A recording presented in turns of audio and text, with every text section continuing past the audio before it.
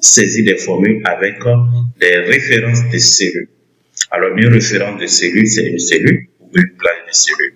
Ici, j'ai dans cette cellule C3 la valeur 25 et D3 la valeur 37. Donc, entre C3 la valeur 25, D3 la valeur 37. Je vais additionner ces deux valeurs. Donc, je vais additionner C3 plus D3. Donc, parce qu'à l'intérieur de ces cellules, il y a des valeurs. Donc, pourquoi ne pas sélectionner directement les cellules et les additionner? Donc, je vais dire C3. Donc, ici, je me place dans cette cellule. OK? Je fais égal. Je sélectionne C3 plus D3 et je valide. Alors, si je modifie, je mets 140 automatiquement. Voici ma formule s'actualise automatiquement. Si aussi je fais C3 multiplié par une soustrait moins D3 aussi. OK, vous voyez, multiplication. Si je fais C3 multiplié par C4, ainsi de suite, la division, C3 divisé par C4, OK, si je modifie, vous voyez, tout s'actualise automatiquement.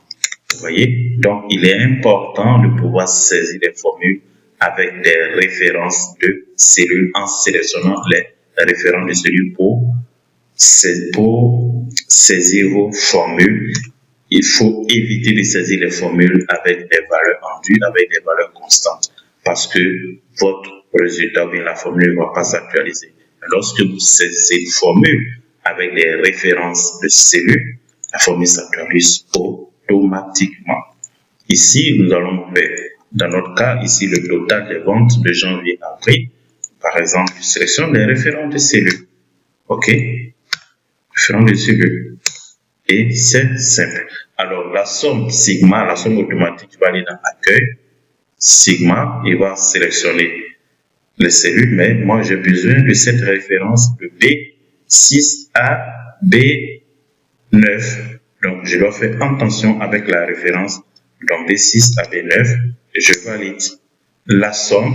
Alors, ici, nous allons utiliser une autre manière de pouvoir aller plus vite. Ici, dans les premières vidéos, nous avons vu ensemble la saisie des formules avec les références de cellules. C'est très important. OK? Mais si vous avez les références de cellules, par exemple, vous avez toute cette référence de cellules que vous allez, par exemple, je mets en couleur, je vais faire égal ici, je vais saisir cette valeur, plus cette valeur, plus cette valeur. Vous voyez que c'est fatigant. OK? Fatigant, vous allez abîmer votre clavier et vous allez vous fatiguer. OK? Lorsque vous avez assez de valeurs, il ne faut pas saisir des formules avec des références. C'est bien qu'il faut saisir les formules avec des références de cellules lorsque il y a 2 ou 3 références. Mais lorsque vous avez plusieurs références de cellules, il faut maintenant sélectionner ces références de cellules et il faut saisir la formule maintenant avec une fonction somme. Ici, je vais faire l'addition. Donc, je vais utiliser somme. Donc, je vais dire égal somme. Et j'active toujours, je saisis toujours égal, OK, mais avec une fonction. Je vais vous parler de la notion de fonction. Donc ici, on était dans la référence des cellules, on rentre dans la fonction et je vais sélectionner la plage. Et cette plage que j'ai besoin pour pouvoir afficher la somme de ces ventes et je valide. Donc voici, si je modifie ici, automatiquement tout va s'actualiser. OK, tout va s'actualiser.